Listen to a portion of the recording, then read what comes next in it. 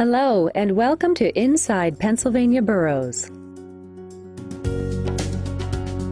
Parks are important for local and state tourism, economic development, and quality of life. Local parks enrich lives and connect residents to nature and recreational opportunities. But aging infrastructure, facility maintenance, and adequate funding resources continue to challenge local officials. Joining today's discussion are Tim Hurd, Chief Executive Officer at the Pennsylvania Recreation and Park Society, Tom Wilson, Mayor of Bellefonte Borough in Centre County, and Megan Prushinsky, Director of Parks and Recreation at Percy Borough in Bucks County. Now here is your host and Executive Director of the Pennsylvania State Association of Boroughs, Chris Kapp. Good evening and welcome to this edition of Inside Pennsylvania Boroughs. Local parks allow communities the opportunity to facilitate quality recreation experiences to residents of all ages. In fact, 91% of Pennsylvanians who participate in outdoor recreational activities have reported visiting a local park within the past year. Tim, tell us a little bit about your organization. PRPS, as we shorten it, is the professional association for those who work or volunteer in parks and recreation throughout the state. We provide leadership, professional development, advocacy, and resources to help them do their jobs better. And Megan, tell us about Percy Borough and some of their activities in Bucks County.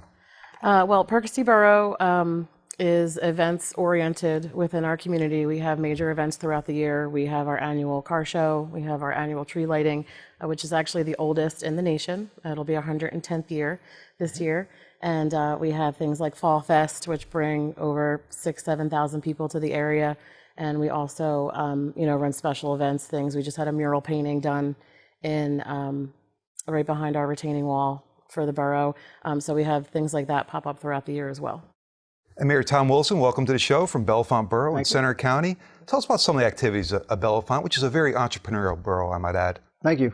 Well, some of the activities that go on in Bellefonte Borough there's three major events that we host through Historic Bellefonte Incorporated, a 501c3 runs these particular events. And the first one is, again, a car show, and it's been going on for about 30 years now.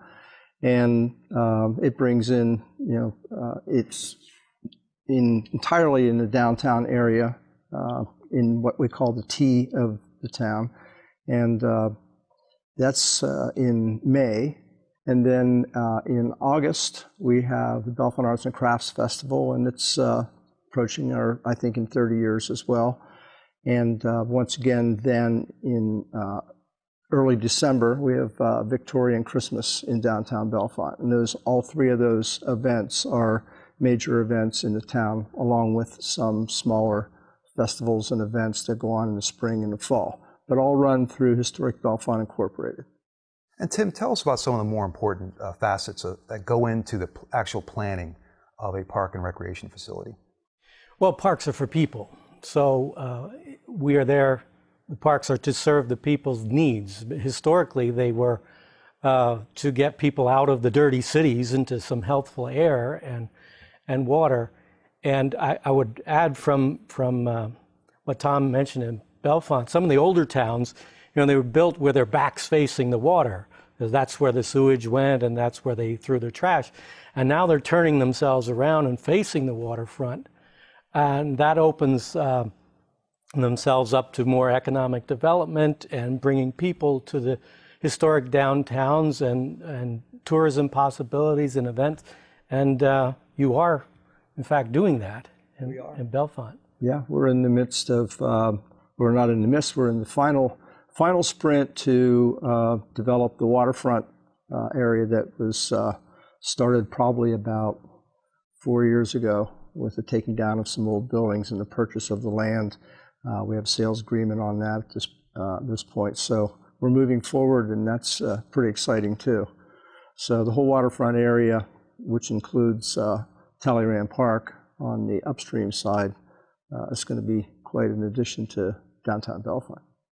But parks are also about social equity and environmental sustainability and health and wellness and economic stimulation. And so while they can't be everything to all people, design of parks and where they're placed mean a great deal to neighborhoods and the attraction of the community for people who want to live and work there. And Megan, tell us about the process by which the Percy Board, how they approach planning an actual facility and some of the variables that are involved so the public can better understand how that process works. Well, Chris, our board, our council is very proactive in economic development in Percy Borough, which we are very thankful for. Our Park and Rec board is a volunteer board. They help make decisions on things such as new permits or things like that. But we actually just had our park, our Menlo Park, redone with a new playground. Unfortunately, when it was inspected, the old playground was rotted, so we had to remove it. Residents were very patient over the past year and a half to wait until we were able to get the process finished. Purchasing, going out to bid, things like that do take some time. Weather was a huge factor this year in getting that playground installed. And we're actually just about to have our ribbon cutting in September for this gorgeous new playground. We had some new pieces, for example, a zip line, which has been very, very popular, something fun for the community that all ages can enjoy in this new park. So there was a process to pick new features versus the old features. We also have this climbing structure, which we call a hexagon. It's always packed with children. Just some new things for the community versus things that were, too old to bring back. And Tom, as Mayor of Bellefonte, how do you facilitate feedback and discussion with your residents? And how do they get a greater stake in the process of improving their community? Well, it's really an open door policy. I mean, my cell phone number's on my card, so they can call me at any time, or they can walk into the borough, or they're obviously welcome to all the borough council meetings. And we have quite an influx. In fact, that's one of the main ways that things get done in the parks is through private citizens who come in with suggestions, and then council kicks it around and we decide if we can do it. This might be a good time just to interject that in Governor's Park, one of our two major parks, we've installed what's called a Liberty Swing. There's only 15 of them in the United States. Bellefonte is the only town or city in Pennsylvania that has one. And the Liberty Swing is a swing for handicapped or disabled individuals that are in wheelchairs, and the whole wheelchair goes into the swing and they swing.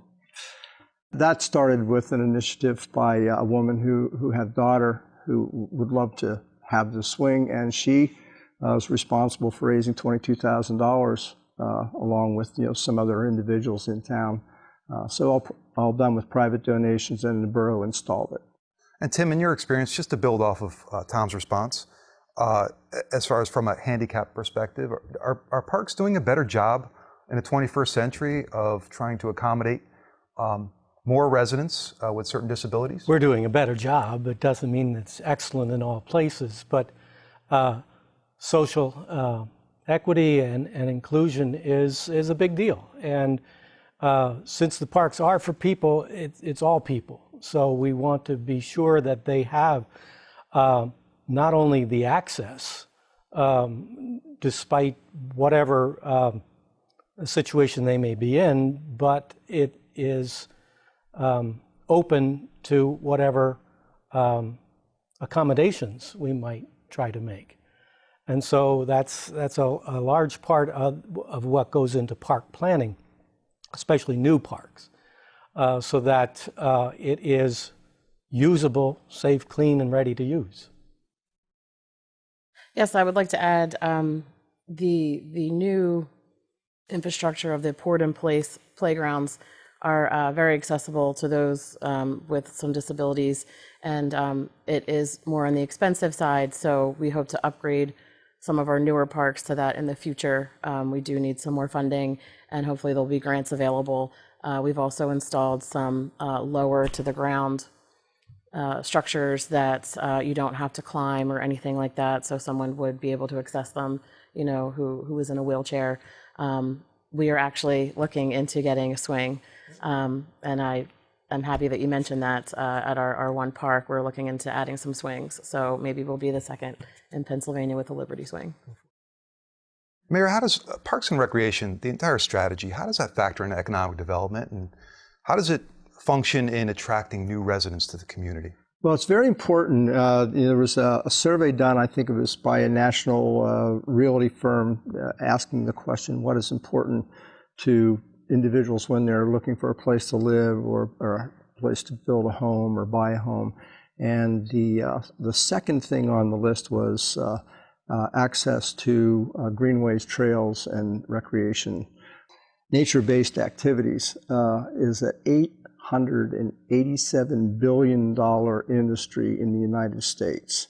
And it employs 7.6 million people. And in the state of Pennsylvania, it's a $29 billion industry. So when you're looking at economic development and figures like that, it's important. I would add that it supports in Pennsylvania 219,000 direct jobs. Yeah, I didn't know that statistic. And it's over $7 billion in salaries and wages. And let me check, $1.5 billion in state and local taxes generated from outdoor recreation spending. I would like to add that, moving Percy Borough is actually on an economic rise. We're having some new homes built, and one of the attractions is that our park backs up to this new development, and it is great to have basically a park in your backyard. You can utilize that for biking and walking, and the pavilion rentals are great. It just adds beautification to an area. I can't imagine anyone not wanting to be near a park when they're looking for a home. Also, with the events that we run, it brings people in to enjoy those events. We do have some road closures and things like that, but people say, at least in Percy Borough, that they really enjoy the events we have, and that's a main reason why they've moved to the area. And proximity to parks also increases property values, which in turn pass along their share of higher taxes to the local municipality. And Tim, as a follow-up, what kind of marketing campaigns, and for the whole panel for that matter, what types of marketing campaigns are you engaging in right now to promote overall wellness, to combat obesity, and also to combat even the opioid crisis? How can we get Americans and Pennsylvanians more active? Well, we have a number of initiatives. I'll start with ExplorePALocalParks.com. We partnered with the Department of Conservation and Natural Resources to produce an interactive local parks map that has over 6,000 local parks that you can drill in and see by satellite view or by map, and you can search by proximity or by county, by name. But this allows people to find a park where they want to go or nearby to them. And this is part of an ongoing marketing and branding campaign called Good for You, Good for All. And it's also a landing page for the map on goodforpa.com.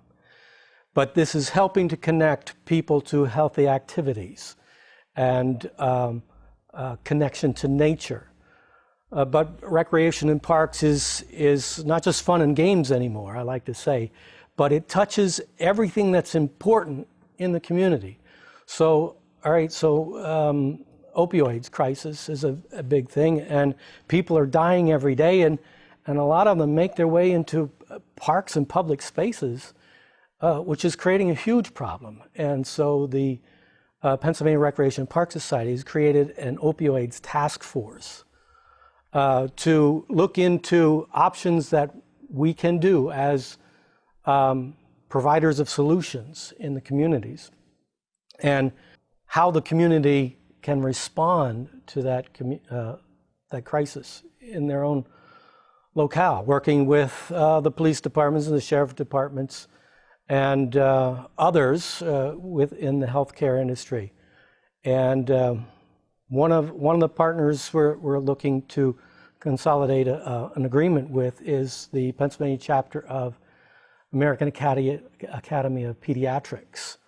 With our connection to youth sports and coaches and doctors, we're looking to start a Pennsylvania Youth Sports Opioids Education Program, and we're looking for boroughs and townships that may want to host some of that, where we can come in and we can engage the residents and the stakeholders in what some of these solutions can be. Yes, a lot of our local churches run, youth support groups. We try to keep the community as active as possible.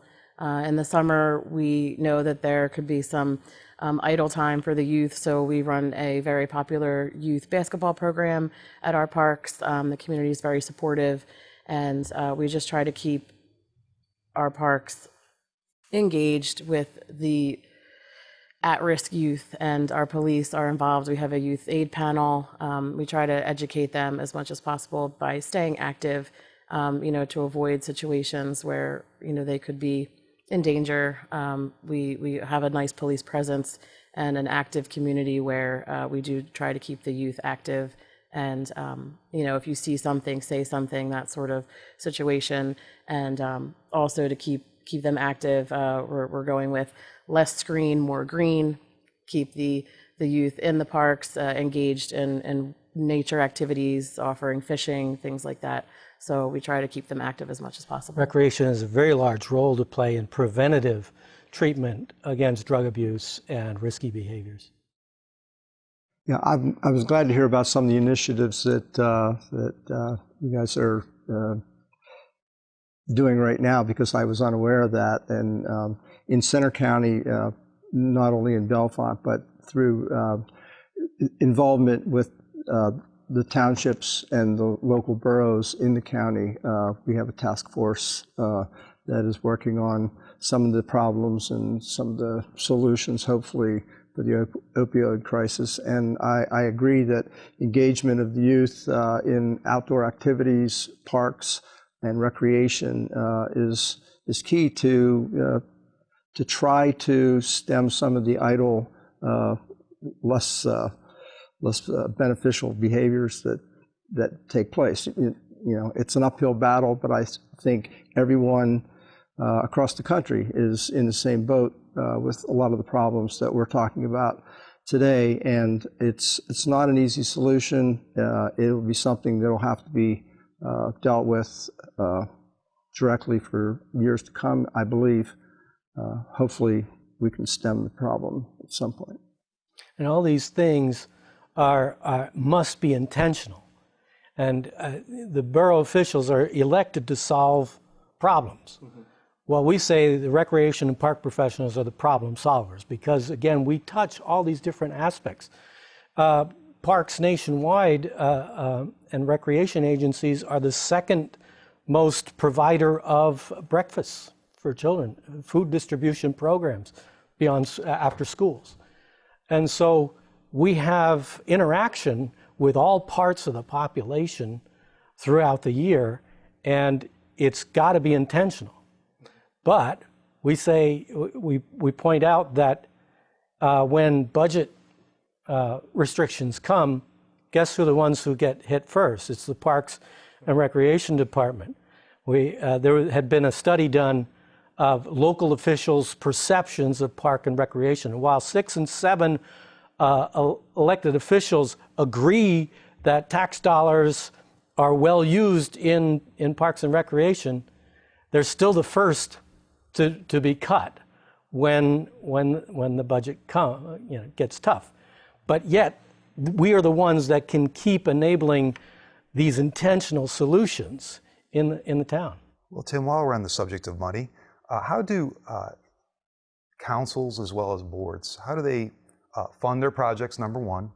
And number two, what are some of the great grant opportunities that are offered federally or through the state that are available to communities, and anything on the legislative front that you see coming up? Well, funding is always a critical thing, because lack of it exacerbates problems and prevents solutions and opportunities and even economic prospects. So it is critical to have adequate funding for parks, and of course it's an ongoing issue. We need to, first of all, preserve the dedicated funds we've got at the state level, like the Keystone Fund and the Environmental Stewardship Fund, both of which were up for debate in last year's budget storm, as possible ways to throw in a budget deficit hole.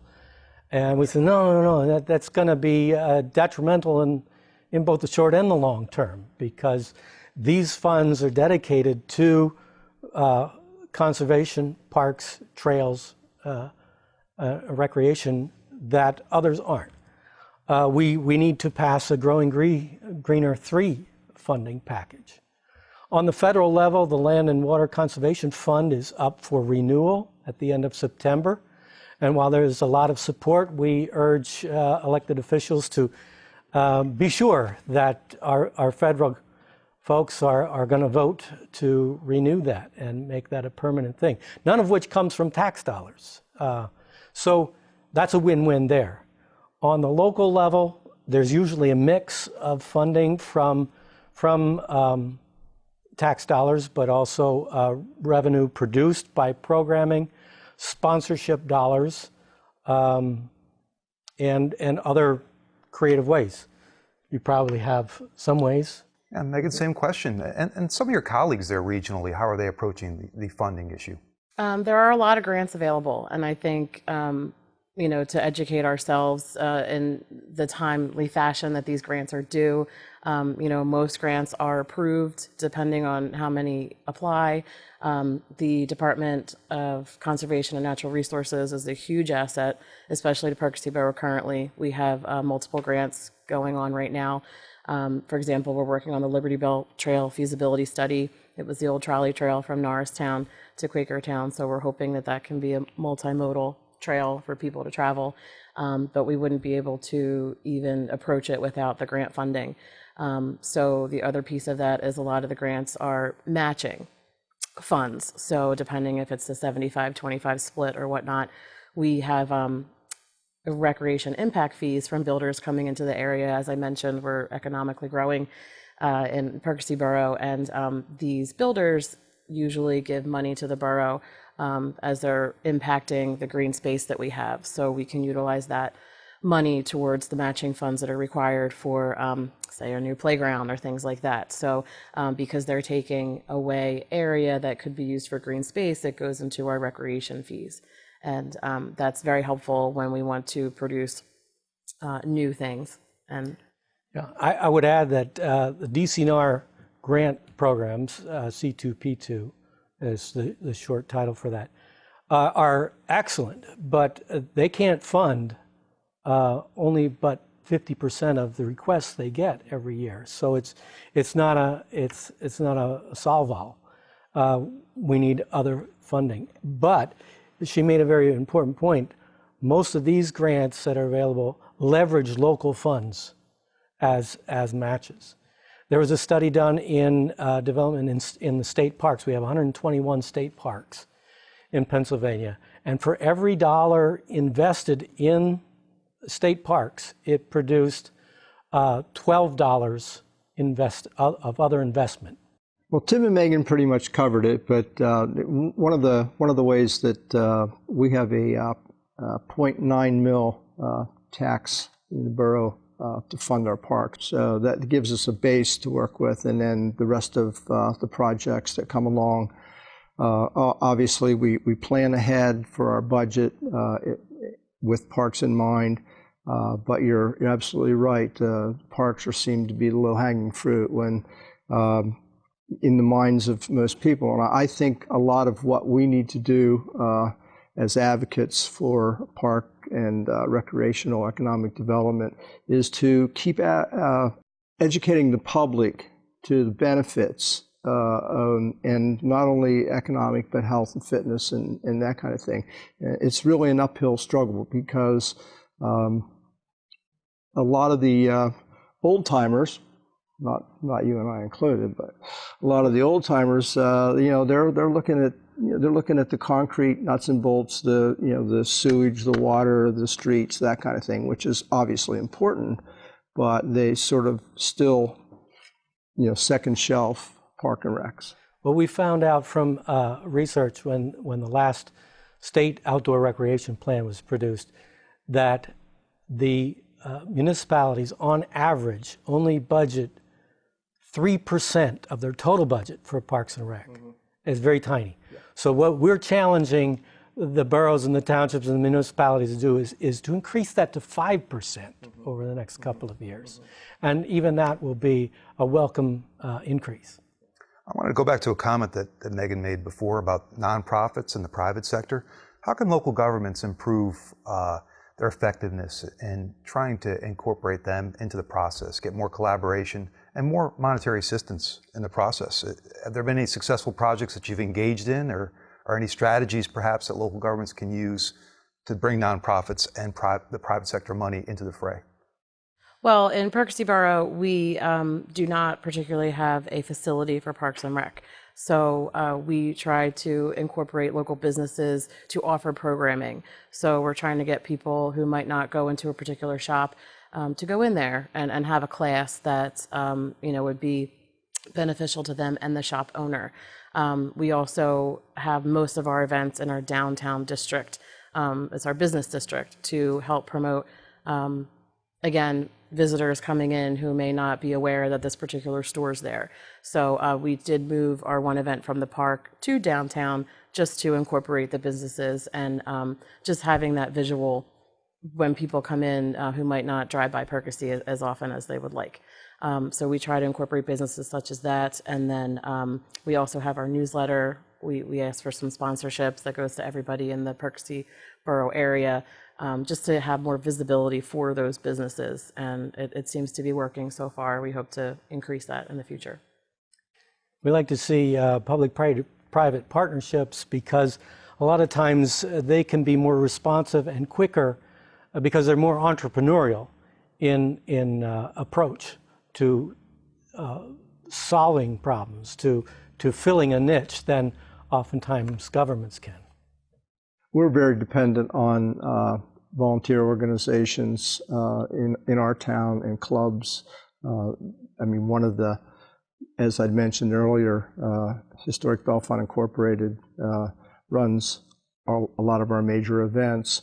We have another organization called Bellefonte Historic and Cultural Association, and they do arts in the park, concerts at the gazebo, a lot of different events, and some of our organizations like the Elks and the Moose and the Vets and Rotary Club has been a big help to the borough in providing funds for park and recreation and events in town.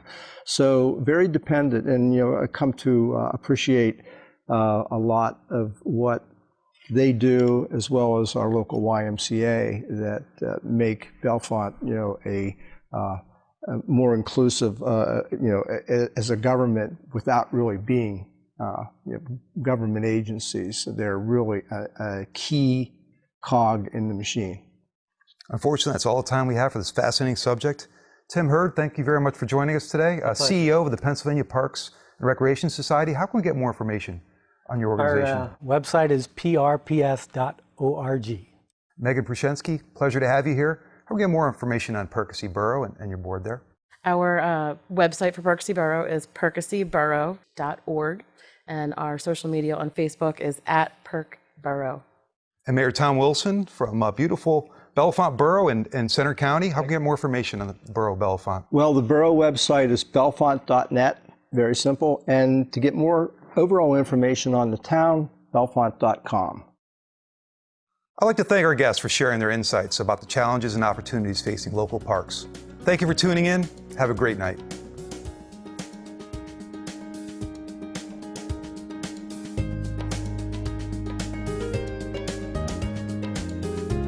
Inside Pennsylvania Boroughs airs 4 times a month on PCN. Visit www.boroughs.org for airing times.